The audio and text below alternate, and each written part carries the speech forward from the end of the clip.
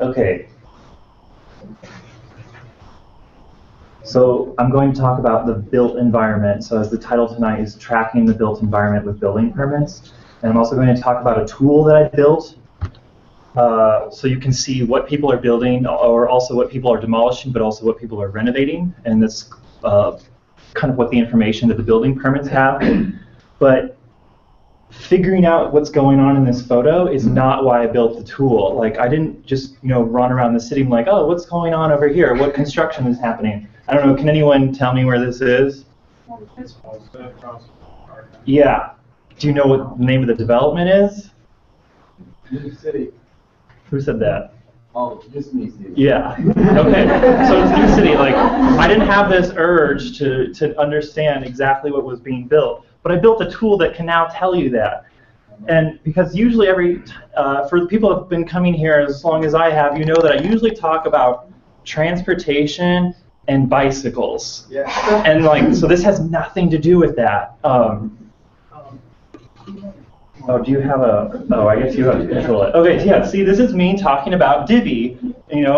These two guys came from the city and Divi to talk about the bike share system and all the data that the bikes are generating as people use them. And here I am, moderating it because I was also showing off some people's apps and tools and websites. And they announced that they were going to have a competition to do something cool with the data. And then we had a follow-up meeting a month after. So yeah, that's setting the background that usually all I talk about is bicycles. Next. Okay, actually, I guess I'm still going to talk about bicycles. So my friend Ryan in the back, who said he's here to root for me, he and I are designing a bike rack. And this is a bike rack, but not the one we're designing. I just wanted to show you how cool bike racks can be. All these people are hanging around them. This is at Kuma's Corner, so it's actually a really popular place anyway. I live down the street. And so we're designing this bike rack, and this is this is in March, and I'm preparing for my 1-month trip to Europe. I'm trying to get all these things done before I go. One of them is to put the application in to install the bike rack on a sidewalk in the city of Chicago. And I got it done. I got the application in. I actually forgot to call today and say what's the status of my application. But the next step after I get the permit approved is I have to find someone to install it for me. I have to find a contractor that's licensed to do work in the public way. And so I Googled that, public way contractor, and I came across the City of Chicago's website that talks about, the process of getting stuff installed in the public way, and that you need this contractor. I'm like, okay, where's the list of the contractors I can pick from? Well, it doesn't exist, and the reasoning that I got when I called the office that gives out these permits is that they don't want to make it seem that they're preferring one contractor over another. Like maybe the list, if it's in alphabetical order, everyone's going to pick the first or second one, and that might be seen as preferring one over the other. And so I said, well, I don't know who to pick then. They said, oh, well, and I don't know who is licensed, because they do have a... Do I just go... Yeah. Okay. Sorry, it's not. Yeah. Actually, here's a picture of the waiting room to get your permit in, or your application in. It actually worked out really well. This is the city's small business center, and it was pretty smooth. You get a ticket. I waited for probably half an hour. I was expecting 2 hours. I blocked off 2 hours of my time that day, but I was in there and out in 45 minutes. So yeah, I needed to find this contractor. And so the city has a list of the general contractors, but that doesn't, me calling people in New York City, actually. But so this, go down one more. So the city has this list of the general contractors, and so I'm like, okay, this is a starting point, I guess. One of these people are probably additionally licensed to do work in the public way. And then I asked, well, how do I know? And they said, well, you can ask us. I'm like, so I'm going to ask you 4,000 times, is this company licensed to do work in the public way? Is this company? And so I mean, I just got overwhelmed with a little bit too stressed. I kind of, gave up for a few days. But then I looked at this list and this list is awful. Like, I think I can do better. I can make a better list. Like, one of the issues is that you can't sort by anything. You can't search it. You would click on the number, and I'm like, oh, maybe I want to share page 2 with someone. The links aren't permanent. All links go to the first page. I'm like, ugh, this is really awful. And so I redesigned it. And actually, I'm not even going to show you the redesign anymore because I've already moved on. Because that data Your contract. Yeah, see ya. I thought that this list isn't, even if I remake the list and it's now in a much more usable form, it's still not that useful or interesting to people. So I thought, what other data is available that I can use to, make something useful? That was the next step, I thought. So move down one, or next. And so browsing around the city's data portal, open data portal, where they have all this machine-readable data about, I don't know, there's probably like 600 data sets now. 600, yeah. Yeah, and one of them is a list of building permits. I probably should have sorted it by date when I took this screenshot. So right now, this permit is about an elevator equipment, and they paid a $52.50 fee to get the permit. It's usually just an inspection sometimes. It's not even like to upgrade the elevator or anything. So I started a script that starts copying all the data over once an hour. And they're sorted by date, so you can easily see which ones you've already copied next. So this is the website as it looks right now. And so it starts off with the most recently issued permits, and if they're on the same day, then it sorts by price, or by estimated construction cost. And you can see that this one at 11 South LaSalle in the financial district is $56 million. And they're like, oh, well, what's going on over there? And so then you just, click here or here or here even, and they'll tell you, oh, it's a new Marriott hotel. Well, that's cool.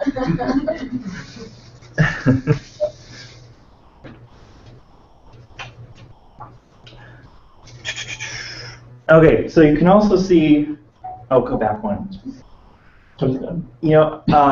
Because of all this information, all these keywords that people might search for, all these company names, I noticed it was getting a lot of traffic. I actually wasn't even doing much to, attract that traffic. It was just people Googling words that my website had mentioned a lot of. And so, I threw up a few ads. And this one's obviously a retargeting ad because I was looking for a new speaker system. And I'm also working on a paid subscription service, but that's still coming up. Okay, now I'll go to the next one. So, and then I thought, okay, I want to be able to show people what, like a snapshot of what's going on. Go to the next one. And so I built this dashboard. And so you can see, like, today's activity so far. It's funny because sometimes the building permit data updates several times throughout the day. Sometimes it doesn't update until the end of the day. So, that's why you only see 2 so far, and I took this screenshot at like 4 p.m. today. But later tonight, it'll be more like this, 130 permits. And very quickly you can see that, there's the most expensive one from yesterday. All the projects added together, all of their estimated construction costs are $85 million. So the city permitted $85 million worth of construction yesterday. And those are all estimates provided by the applicant. So the city doesn't, to my knowledge, doesn't verify it because there's an application and you just kind of like fill in the blanks. And then you can barely see it here. Active neighborhoods. So every address is geocoded to a ward. Nina. You have $400 in permit fees for 2 jobs that are only $100. It's good that you noticed that. So actually at the bottom of this page, so this is just a screenshot, but on the dashboard, you can actually see all the permits that were waived, or that had their fees waived, and it's usually the public schools, but also what's called the easy permit process. And that's there's a category of construction and renovation that you can, that can go through the easy permit process, so you get less review because the severity of your project or the safety of it is not that significant. And if you kind of come prepared, it'll be easy for you and the city, and they seem to be more likely to waive the fee. Oh, so you can track by ward, by community area. Community area is a permanent boundary that University of Chicago researchers developed when? 1920s. Community areas. Or 77. The 77. Yeah. And then also neighborhoods. And the neighborhood, I got this shapefile. A shapefile is a I don't know how to describe a shapefile. I've never had to do that before.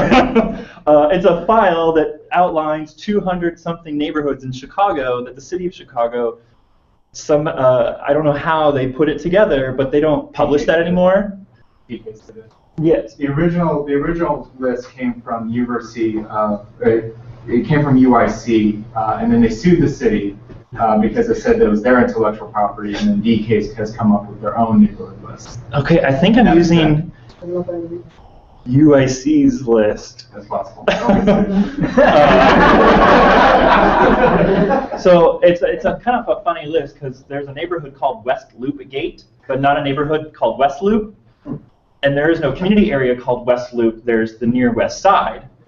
And so when you go to the places page and there's like 400 places to choose from, then you start typing and it starts filtering to pick the one or to show you the results. And you type in West Loop and you're like, but none of those are the ones I want. Well, if you just click on one, it'll then tell you what all the ones that surround it. So you can kind of go through the city, just a boundary by boundary. And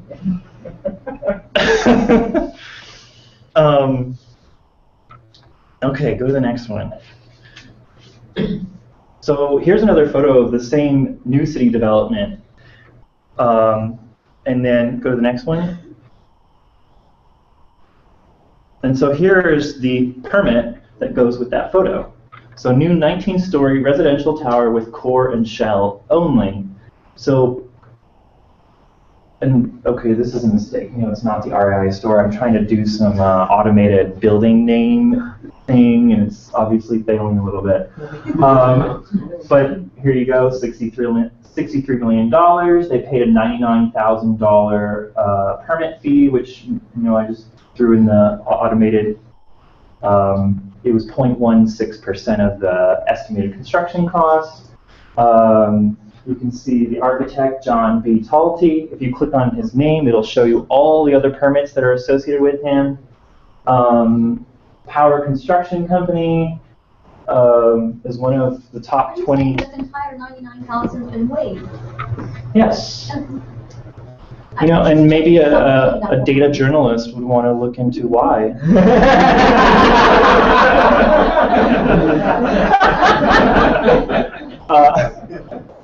And then you can see the names of the other companies involved in this.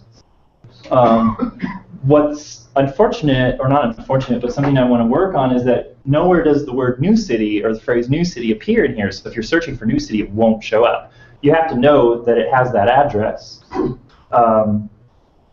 Eventually, I want to put up a tag system where people could suggest what's happening, and then it would be easier to search. Go to the next one. What's the website this is on? LicensedChicagoContractors.com. Licensed ED? Yes, and it is very mobile friendly. This is a picture of Brooklyn boulders. I don't know if people were here 4 weeks ago when someone here was talking about it. Too. Okay, I missed last week's. So Brooklyn boulders. This is a picture by Eric Rogers, who occasionally comes to Hack Night. And then if you go to the next one, you'll see the associated permit. And you can see that is for erecting a climbing wall. So $750,000 for a climbing wall. So if you ever wanted an estimate on how much a climbing wall that big costs, there you go. And then you can also see who is building it. Okay, go to the next one, please. So it only costs $75 for a permit? That seems weird. So now I'm going to tell you what I've learned through all of this process. So when I was looking at the building permit data, I thought after like a month of working it, I thought I knew exactly what I was looking at. I thought I knew everything about it. And so I decided to write a blog post on my personal blog called Stephen Can Plan. And I pulled up these numbers. And these numbers represent the top 20 most active general contractors, or GC, in doing business in Chicago. And so Power was that one that was doing the New City 19 residential tower. And this year, I forgot to say that. So they've been doing $333 million worth of construction. That doesn't mean they're earning $333 million. I have no idea how much they're earning. And so I put up this list, and go to the next one. And so like I said, there's a spot on the application for the estimated construction costs, so you just have to take it at face value. And go to the next one. But a couple people commented on my blog saying I was wrong. So change the title to someone in the realm of the truth, some active contractors in a narrowly defined category of whatever Stephen thinks is important but doesn't really matter. I edited this, actually. It was a little nasty. And this person left a few more comments. And I was discussing this with him, what I was trying to show on here. And then someone else commented saying some of the general contractors who do base building work should not necessarily be compared to general contractors who do only interior work. And I thought, okay, that's a reasonable request. And she gave the example, Clune Construction, but they don't do any base building, so they wouldn't do like the foundation of a large structure. Who the heck is making construction? I'm like, again, I'm not going to look into that. So I made some mistakes, maybe. So another thing that I've learned, come to the next one, please. So did you change anything? I haven't yet because I went on vacation. So in my field of transportation policy and planning, I want to develop a progressive or sustainable, a progressive transportation policy that supports sustainable transportation modes like biking, walking, and using public transit. So when someone wants to propose a 250-car parking space garage for a pretty dense residential neighborhood that has pretty good transit access, I want to know a little bit more about it. And so one way that advocates like myself for those sustainable transportation modes, we want to know how much a parking space costs, so we can tell people, like, these are really expensive things and they don't add much to quality of life or to the built environment. Like, this is just going to be a wall that's 300 feet long. Yeah. And so one thing we can never find out, because it's always an industry secret, is how much exactly those parking spaces cost. Well, the building permit for this one in Rogers Park was released May 29th, or was issued May 29th, and it said $9 million for the whole structure. So each parking space costs $36,000 each. So over 20 years, you'd have to rent it, each one at $150 a month. So another reason, so let's say you rent an apartment, and the apartment comes with a free parking space, but you don't have a car, you're paying for it. And so one thing that we like to recommend is that the cost of parking should be separated or unbundled from the cost of renting, so that it's very clear what you're buying. So those are some of the things that I've learned. I'm also going to ask for some improvements for you City of Chicago data operators.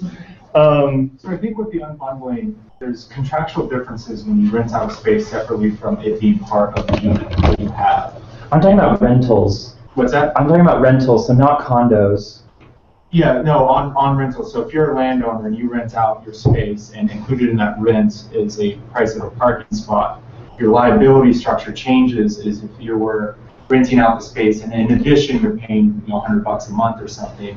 I think landlords have extra obligations on protection and what they have if there's vandalism to the car. So the liability structure changes depending on the agreements. How I know that because I know some landlords who said, I'm just going to include it into the rent because otherwise it's this other thing I'm now liable for that's kind of separate from So it's like a separate piece of property then? Yeah, I think the liability goes up in the sense that if somebody comes and vandalizes your car, you could potentially have to deal with that as a landlord and somebody who's leasing that from you. Right, and renter's insurance or the landlord's property insurance might be higher. I don't know a lot of details on it, but I know that's something that's been Most parking garages are owned by REITs who are just using those holding vehicles while they wait for the property plan to go on in place. So they're just there because they've waited 50 years and then they're going to knock it down, but not notice that's basically their Well, or sell it to somebody else. And this was a very controversial garage, and there were some on-the-ground protests about it, and the Alderman Joe Moore wrote a 12,000-word response to them, saying that without this, people would be stuck in their homes.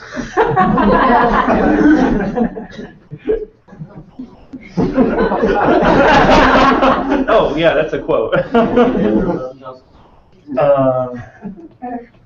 the next one. Okay, so this slide shows one of the things that I would like to see improved. So this is a conversation between my Twitter account, Shy Buildings, Moss Design, and Late Design. So these are both architecture firms. And our favorite, so he's Moss Design, Matt Nardella is saying, I love reading the city's data entry spelling errors on scope of work descriptions. And then Late Design is saying our favorite, lentils instead of lintels. So this is a lintel, and this is a lentil. And there are 29 of these. So I think a spell check program would help out the permits. The lentil spelled correctly. Yeah, it's spelled correctly. It is, but no one is building a lentil.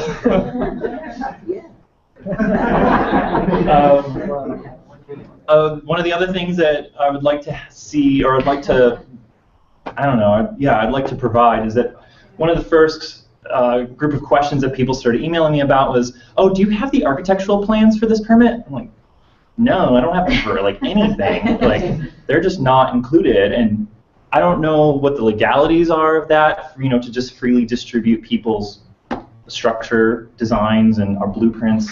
But I think it would be interesting to see maybe renderings. Maybe renderings could be provided, when the city takes in a building permit, provide some drawings of some pictograms, diagrams, photographs of what the structure would look like. And then the other thing I'd like to see is the Cook County tax assessor and all the three agencies that manage taxes in the county. I would like to see them have more open data so that these building permits you can do more research then more easily. And they're really closed off, the three tax ones, except for cookcountyproperty.info, I think it is. They actually .com. cookcountypropertyinfo.com. cookcountypropertyinfo.com is pretty good. Yeah. They don't have an API. Right, but at least you can go to a URL with the PIN and the. Yeah. And so I do that whenever the PIN, which is the property identification number, which is your tax number for that parcel, whenever that's included in the building permit, I do include a link over to cookcountypropertyinfo.com so that you can do some more research. Well, it's a slightly different process, but for awnings, which actually don't go through this process, they go through the city council. Awnings, and they require architectural drawings and pictures and all those things. So we have to have pictures of awnings. It seems like maybe reasonable that we could have some some of the drawings are really substantive. Well, there are signs in here, like McDonald's wants to erect an M. Yeah, That would be in here. Right, so if you have anything that is a sign, then you already have the drawings through the city council's legislative information service. Okay. But So now not I gotta figure out how to everything, pull those in. yeah, I mean, we'll talk about that later, but not everything that requires a building permit goes through the city council. Right. You can go last. My understanding is for the last 2 years, there's digital schematics that is being collected by apartment buildings. I often refer people who ask that over to apartment buildings to file for a request because you can't get those. So they are public record. I believe that they can release it, yeah. Is that the project docs system? Is that what that is? You are right. Yeah. So I wanted to add one more thing that I found out through reading this data. So it's all in a database. So if you know SQL, MySQL, or PostgreSQL, you can easily run queries on it and like see all the variations of project types or even the contractor names or contractor types, because there's like electrical, masonry, plumbing, ventilation, blah, blah, blah. One of them is also self-certified architect. I'm like, that sounds weird. How could an architect certify themselves? And so Moss Design, I started asking them some of these questions, and they're like, oh, no, it means that you've gone through the self-certification program and you can certify the project so that the city doesn't have to certify them for you. And so you can get your project approved a little faster. But it's like a $4,000 class over a period of a few days. So most architects that are in the database are not self-certified. Really? That seems like a pretty small cost of doing business for turning around a project. And it might be that the architect is self-certified, but the project isn't. Okay. And I haven't done any queries to see if there's a correlation on like project size and self-cert. Hey, question time? Or we can save questions. Or, for the yeah, let's do that. Yeah. All right, cool. Awesome.